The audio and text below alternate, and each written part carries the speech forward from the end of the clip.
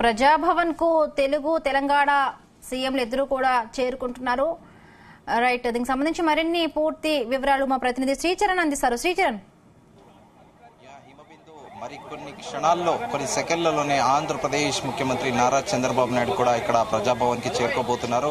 ముఖ్యమంత్రి రేవంత్ రెడ్డితో పాటు చీఫ్ సెక్రటరీ మంత్రులందరూ కూడా స్వాగతం తెలిపేటందుకు ప్రజాభవన్ లోపల సిద్ధంగా ఉన్నారు. పుష్పగుచ్చాలతో కూడా రెడీగా ఉన్నారు. ఇప్పుడే చూస్తున్నాం మనము, కాన్వాయ్ ఎంటర్ అవుతుంది. ఆంధ్రప్రదేశ్ ముఖ్యమంత్రి నారా చంద్రబాబు నాయుడు కాన్వాయ్ వెళ్తోంది. చూసుకున్నాం మనం, నేరుగా ప్రజాభవన్ లోపలికి వెళుతుంది. ఆంధ్రప్రదేశ్ ముఖ్యమంత్రితో పాటు ముగ్గురు మంత్రులు, అలాగే చీఫ్ సెక్రటరీతో పాటు చీఫ్ ఫైనాన్స్ సెక్రటరీ అందరూ కూడా వెళ్తున్నారు. ఆంధ్రప్రదేశ్ చీఫ్ మినిస్టర్ చంద్రబాబు నాయుడుకి సిద్ధంగా కూడా స్వాగతానికి అక్కడ పోలీస్ బ్యాండ్ తో సహా కూడా మొత్తం అరేంజ్ చేశారు. లోపల ప్రజాభవన్ లోపల కాన్వాయ్ ఇప్పుడే లోపలికి చేరుకుంటుంది. అయితే ఈరోజు ప్రధానంగా చర్చించే అంశాలు ఒకటి, చాలా సున్నితమైన అంశాలు రెండు చర్చించనున్నారు. మెయిన్ ఎజెండా తర్వాత ఈ విద్యుత్ పంపిణీలో ఒప్పందాలు కానీ మిగతావి 9th 10th షెడ్యూల్లో ఉన్నవి కూడా తర్వాత చర్చించనున్నారు. మొదట మాత్రము రాష్ట్ర విభజన తర్వాత ఆర్డినెన్స్ ద్వారా కేంద్ర ప్రభుత్వము భద్రాచలం దగ్గర 7 మండలాలు ఏవైతే ఆంధ్ర ప్రభుత్వం రాష్ట్రంలో కలిపాయో మొదటగా కూడా అగ్రికల్చర్ మినిస్టర్ తుమ్మల నాగేశ్వరరావు 5 గ్రామాలని తెలంగాణలో కలపాలని ప్రతిపాదించినప్పటికీ ప్రభుత్వం మాత్రము 7 మండలాలను తిరిగి తెలంగాణలో కలపాలని కూడా ఈ రోజు చర్చించే అంశాలు అది కూడా కీలకం కాబోతోంది. ఎందుకంటే అక్కడ స్థానికులు ఎక్కడికైనా వెళ్లాలంటే రంపచోడవరం వెళ్లి అక్కడికి వాళ్ళ ప్రభుత్వానికి సంబంధించిన పనులు చేసుకోవాల్సి వస్తుంది. దాదాపు 150 నుంచి 180 కిలోమీటర్ల దూరంలో వాళ్ళు ఏదైనా ప్రభుత్వ కార్యాలయానికి వెళ్లాలంటే కూడా చాలా దూరం అవుతున్న నేపథ్యంలో తిరిగి మరి అదే కేంద్ర ప్రభుత్వాన్ని మరోసారి తెలంగాణ ప్రభుత్వం ఒక లేఖ రాసి అదే 7 మండలాలని 2014లో విభజన జరిగిన తర్వాత ఏదైతే ఆంధ్రప్రదేశ్ లో కలిపారో తిరిగి అవే 7 మండలాలని తిరిగి తెలంగాణలో కలపాల్సిందిగా కూడా ఈ రోజు ముఖ్యమంత్రి రేవంత్ రెడ్డి కూడా ఆంధ్రప్రదేశ్ ముఖ్యమంత్రి చంద్రబాబు నాయుడు కోరనున్నారు. ఒకవేళ ఆంధ్రప్రదేశ్ ప్రభుత్వం దీనికి యాక్సెప్ట్ చేస్తే ఇమీడియట్ గా కూడా ఢిల్లీకి సెంటర్ కి ఒక లెటర్ రాస్తారు. కేంద్ర ప్రభుత్వం నిర్ణయం పైన కూడా ఇది ఆధారపడి ఉంటుంది. దీంతో పాటు కృష్ణా నది జలాల పైన కూడా గడిచిన కొద్దేళ్లుగా కూడా ఉమ్మడి ఆంధ్రప్రదేశ్ ఆవిర్భవించినప్పటి నుంచి 1956 నవంబర్ 1 నుంచి కూడా నేటి వరకు రాష్ట్రం విడిపోయాక కూడా ఆ కృష్ణా జలాల రగడ ఇంకా ఇప్పటికీ కూడా సమసిపోలేదు. ఈ రోజు ఆ కృష్ణా జలాల పైన కూడా ప్రధానంగా చర్చించనున్నారు. అయితే మలిదశ తెలంగాణ ఉద్యమంలో కూడా పలువురు ఉద్యమకారులు కూడా డిమాండ్ చేశారు. పెద్ద మనుషుల అగ్రిమెంట్ యునైటెడ్ ఆంధ్రప్రదేశ్ ఫామ్ అయ్యేటప్పుడు తెలంగాణకి జియోగ్రఫికల్ గా అప్పర్ గా అంటే ఎగువ భాగాన లొకేట్ అయ్యి ఉంటుంది. ఆంధ్రప్రదేశ్ కిందికి దిగువ భాగాన లొకేట్ అయిన నేపథ్యంలో నాగార్జున సాగర్ రిజర్వాయర్ కానీ శ్రీశైలం నుంచి వచ్చే ఈ నీరు మొదట కృష్ణానది తెలుగు రాష్ట్రాల్లో ప్రవేశించేది. తెలంగాణలో జూరాల ప్రాజెక్ట్ నుంచి కూడా అటు శ్రీశైలం నుండి నాగార్జున సాగర్ నుండి అలా కృష్ణా గుంటూరుకు కూడా వెళ్లి సముద్రంలో కలుస్తోంది. అయితే జియోగ్రఫికల్ గా అప్పర్ పార్ట్ లో లొకేట్ అయిన నేపథ్యంలో నల్గొండ జిల్లాలో ఇప్పటికీ కూడా ఫ్లోరైడ్ సమస్య ఇప్పటికీ ఉంది. పక్కనే కృష్ణానది పారుతున్నా కూడా ఇప్పటికే కృష్ణానది వాటాల పైన కూడా ట్రిబ్యునల్ లో పలుమార్లు కూడా ఏపీ తెలంగాణ మంత్రులతో పాటు ముఖ్యమంత్రులు, ఇరిగేషన్ అధికారులు కూడా సమావేశమైనప్పటికీ అది ఇప్పటి వరకు కూడా ఒక కొలిక్కి రాలేదు. అయితే జెంటిల్మెన్ అగ్రిమెంట్ ప్రకారం 1956లో తెలంగాణకి 356 టీఎంసీలు ఇవ్వాలి, ఆంధ్రప్రదేశ్ కి 545 టీఎంసీలు ఇవ్వాలి అనేది అదొక నిబంధన. అప్పట్లో పెద్ద మనుషుల అగ్రిమెంట్ 1956లో చేసుకున్నారు. కానీ ఇప్పటికీ కూడా ఈ రోజు కూడా సజావుగా 356 టీఎంసీలు అనేటివి ఇప్పటి వరకు కూడా తెలంగాణకి రావట్లేదు. సో దీనిపైన ఈ కృష్ణా జలాల పైన కూడా ఇదొక ప్రధాన అంశంగా కూడా ఈ రోజు చర్చించనున్నారు.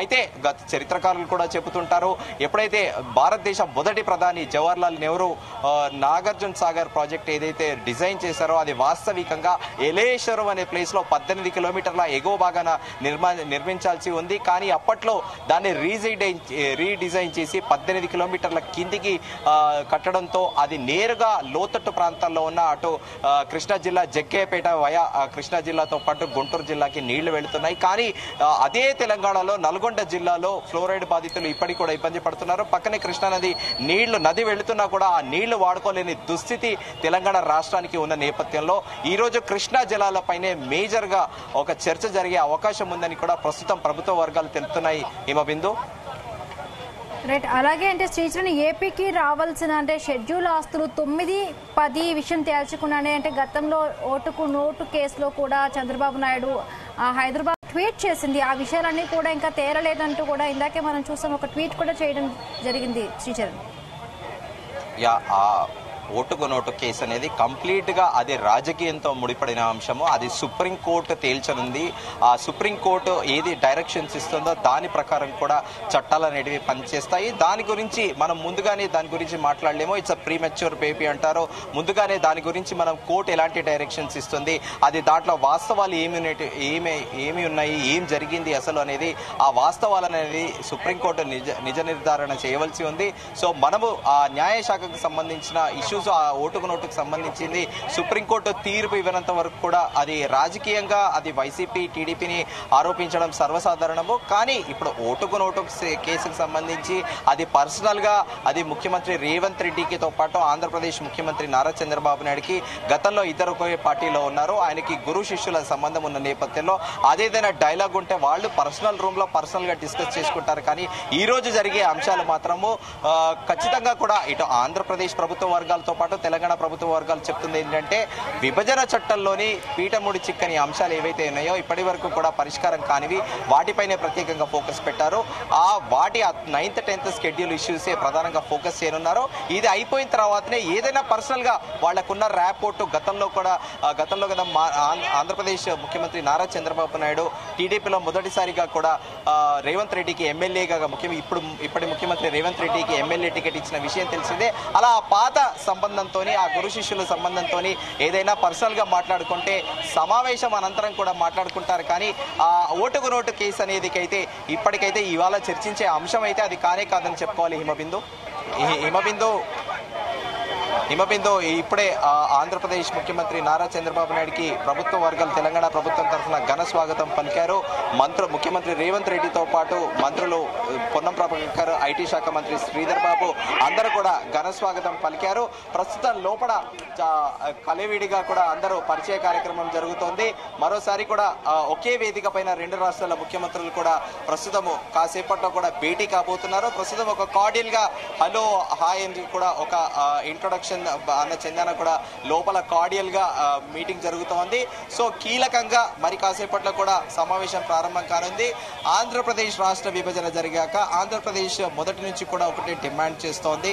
ఎందుకంటే ఆంధ్రప్రదేశ్ లో ఇప్పటికీ చాలా మటుకు రిమోట్ కంట్రోల్ ఏరియాస్ ఉన్నాయి. దాంట్లో ప్రైమరీ హెల్త్ కేర్ సెంటర్స్ కూడా లేవు.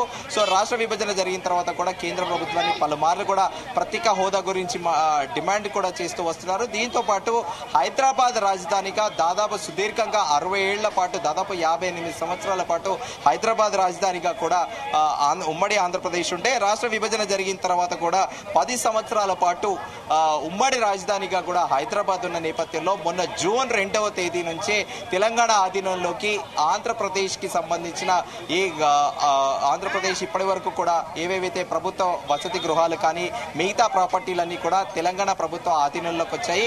ఈ నేపథ్యంలో ఈ రోజు కీలక అంశాలు కూడా చర్చించనున్నారు. దాంట్లో ప్రధానంగా మనం చెప్పుకోవాల్సింది విద్యుత్ పంపిణీలకు సంబంధించినతో పాటు 9th 10th షెడ్యూల్లో ఉన్న ఇప్పటి వరకు కూడా పరిష్కారం కానీ వాటి గురించే చర్చించనున్నారు. ముందుగా అనుకున్నట్టు కృష్ణా జిల్లాలో ఒకటి, దాంతో పాటు ఆర్డినెన్స్ ద్వారా 2014లో కేంద్ర ప్రభుత్వం 7 మండలాలు ఏవైతే కలిపిందో ఆంధ్రప్రదేశ్ లో, ఇప్పుడు తిరిగి మొదట కూడా వ్యవసాయ శాఖ మంత్రి తుమ్మల నాగేశ్వరరావు 5 గ్రామాల్ని తెలంగాణలో విలీనం చేయాలి, ఇది ఆంధ్రప్రదేశ్ కి మేము ఈ అభ్యర్థిస్తామని కూడా మంత్రి ప్రకటించిన విషయం తెలిసిందే. తాజాగా ప్రభుత్వం ఏం నిర్ణయించుకుందంటే ఆ 7 మండలాలు తిరిగి తెలంగాణలో కలపాలని కూడా ప్రభుత్వం నిర్ణయించుకుంది. సో ఈ 9, 10 షెడ్యూల్ అంశాలతో పాటు గతంలో కూడా షీలా బేడి కమిటీ రెఫరెన్స్ సిఫారసులు ఏవైతే చేసిందో వాటన్నిటినీ కూడా ఈ రోజు మరోసారి కూడా ఇరు రాష్ట్రాల ముఖ్యమంత్రులు, మంత్రులతో పాటు అధికారులు కూడా చర్చించనున్నారు.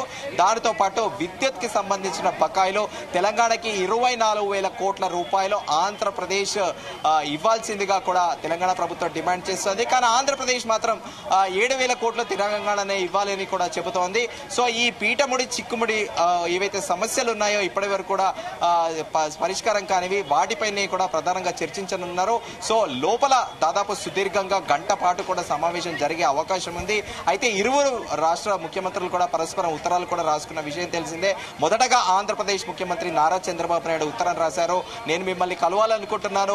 మీ పరిపాలన అద్భుతంగా ఉంది, మీరు చాలా మంచి డెసిషన్స్ తీసుకుంటున్నారు, నేను మిమ్మల్ని అభినందిస్తున్నాను అంటూ కూడా ఆంధ్రప్రదేశ్ ముఖ్యమంత్రి చంద్రబాబు నాయుడు ఉత్తరం రాశారు. దానికి ప్రత్యుత్తరంగా కూడా ముఖ్యమంత్రి రేవంత్ రెడ్డి కూడా లెటర్ రాశారు.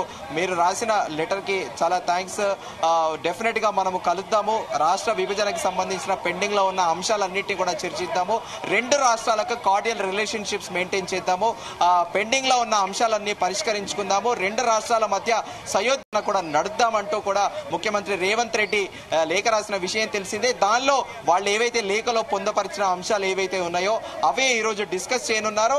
ఇంకా ఈ అఫీషియల్ గా అయితే ఇది డిస్కస్ చేస్తారు, కానీ లోపల ముందుగా మనం పలుమార్లు కూడా అనుకున్నాము వాళ్ళ పాత సంబంధం గురు శిష్యుల అనుబంధం అనేది అది దానికి కూడా ఎంతైనా కూడా ఉంటుంది. మొదటగా కూడా రేవంత్ రెడ్డి అత్యంత సన్నిహితుడిగా నారా చంద్రబాబు నాయుడికి నమ్మిన బంటుగా కూడా పేరుగాంచారు. సో ఈ నేపథ్యంలో ఖచ్చితంగా కూడా వారిద్దరు కూడా విడివిడిగా ఇండివిజువల్ గా వీళ్ళందరినీ కాకుండా సపరేట్ గా యాంటీ రూమ్ లో కూడా ఒక 10 నుంచి 15 నిమిషాలు మాట్లాడుకునే అవకాశం ఉందని కూడా ప్రస్తుతం ప్రభుత్వ వర్గాలు అంటున్నాయి. సో మరి ఈ భేటీ ఎంతసేపు కొనసాగుతోంది, ఈ అంశాలన్నీ ఇవాళే కొలిక్కొస్తాయా, లేకపోతే మళ్ళీ ఇరు రాష్ట్రాలు కలిపి ఒక విశ్రాంత ఐఏఎస్ అధికారుల లేకపోతే విశ్రాంత జడ్జిని ఒక కమిటీ ఏర్పాటు చేసి దీనికి ఒక గైడ్ లైన్స్ ఫ్రేమ్ చేసి ఈ ఉమ్మడి ఆస్తుల వివాదాలకు సంబంధించి ఆ పెండింగ్ లో ఉన్న బకాయిల గురించి ఏ మేరకు నిర్ణయం తీసుకుంటుంది అనేది మనకి మరో గంట పాటు వేచి చూడాల్సిందే. ఈమ బిందు శ్రీచరణ్, అంటే ఈ భేటీపై ప్రతిపక్షాలు విమర్శలు గుప్పిస్తున్నాయి. 10 సంవత్సరాలుగా లేని భేటీలో ఇప్పుడు ఎందుకు కలుసుకుంటున్నారు?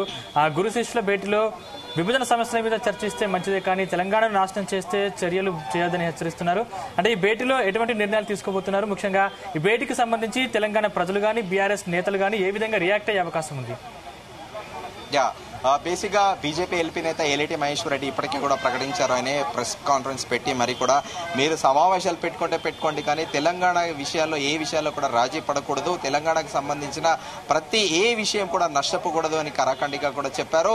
అయితే ఆంధ్రప్రదేశ్ మాజీ మంత్రి పేరి నాని వైసీపీ నేత సంచలన వ్యాఖ్యలు చేశారు. ఈ రెండు రాష్ట్రాల సమస్యల గిట పరిష్కారం కావాలంటే మళ్లీ ఆంధ్రప్రదేశ్ తెలంగాణ ఆంధ్రాలో కలపాల్సిందే అని కూడా సంచలన వ్యాఖ్యలు చేశారు. సో ఈ బీఆర్ఎస్ కూడా డిమాండ్ చేస్తోంది. ఇప్పుడు తెలంగాణ ముఖ్యమంత్రిగా బాధ్యతగా ముఖ్యమంత్రి రేవంత్ రెడ్డి తెలంగాణ రాష్ట్ర ప్రయోజనాలు కాపాడాలి, తన పాత సంబంధం గురు శిష్యుల సంబంధం అన్న చెందాన చంద్రబాబు నాయుడికి ఏది కూడా వత్తాసు పలకకూడదని కూడా బీఆర్ఎస్ డిమాండ్ చేస్తోంది. ప్రతిపక్షాలు ఆరోపించినప్పటికీ ముఖ్యమంత్రి రేవంత్ రెడ్డి అయితే స్పష్టంగా కూడా ప్రకటించారు, నాకు తెలంగాణ రాష్ట్ర ముఖ్యమంత్రిగా నాకు బాధ్యత ఉంది, తెలంగాణ రాష్ట్ర ప్రయోజనాలే నాకు ముఖ్యం, ఎట్ ది సేమ్ టైం పొరుగు రాష్ట్రంగా ఆంధ్రప్రదేశ్ తోని ఒక కార్డియల్ రిలేషన్షిప్ మెయింటైన్ చేయాలి, సత్సంబంధాలు కూడా నెరపాలి అనేది కూడా నేను నిశ్చయించుకున్నాను. నాకు పొరుగు రాష్ట్రాలతోని ఒక స్నేహపూర్వక వాతావరణం అనేది నెలకొల్పాలని ఉంది అని కూడా ముఖ్యమంత్రి రేవంత్ రెడ్డి స్పష్టం చేశారు. అయితే ముందుగా అనుకున్నట్టు ఆ కృష్ణా వాటర్ తో పాటు అలాగే ఈ ఆర్డినెన్స్ ద్వారా తెచ్చిన 7 మండలాలు, అలాగే ఒకవేళ తెలంగాణలో సింగరేణి గనుల గురించి గిట ఆంధ్రప్రదేశ్ గిట ఒక ప్రభుత్వం ప్రతిపాదన పెడితే తెలంగాణకి ముందుగా అనుకున్నట్టు సముద్రం తెలంగాణ రాష్ట్రంలో లేదు, సముద్ర తీరాల పోర్ట్లు ఆంధ్రప్రదేశ్ లో పోర్ట్లు నేపథ్యంలో ఏదైనా ఒక పోర్ట్ కి ఈ లాజిస్టిక్స్ సెంటర్ గా తెలంగాణని పెట్టుకునే ప్రపోజల్ కూడా ముఖ్యమంత్రి రేవంత్ రెడ్డి పెట్టవచ్చు అనేది కూడా ప్రస్తుతం చర్చ జరుగుతోంది. అలాగే హౌసింగ్ కి సంబంధించింది కూడా సొసైటీస్ కి ఒకవేళ ఆంధ్రప్రదేశ్ ప్రభుత్వం ఒక ప్రతిపాదన పెడితే వైజాగ్ స్టీల్ ప్లాంట్ లో కూడా ఒక షేర్ తెలంగాణ గవర్నమెంట్ కి కూడా ఇవ్వాల్సి ఉంటుంది అనేది కూడా ఒక ప్రతిపాదన ముఖ్యమంత్రి రేవంత్ రెడ్డి కూడా పెట్టనున్నట్లు కూడా ప్రస్తుతం ఒక ప్రచారంలో ఉంది. మరి వాస్తవికంగా మరి లోపల ఇరు రాష్ట్రాల ముఖ్యమంత్రుల మనసులో ఏముంది, నిజంగానే రెండు రాష్ట్రాల సమస్యకు పరిష్కారానికి పూనుకున్నారా లేక ఏంటి అనేది మనకి క్లారిటీగా ఖచ్చితంగా ఒక గంట తర్వాత పూర్తిగా వాళ్ళు ఏది డిస్కస్ చేశారు అనేది కూడా మనకు ఒక విషయం స్పష్టంగా తెలిసే అవకాశం ఉంది. Sandeep, right, thank you Sricharan.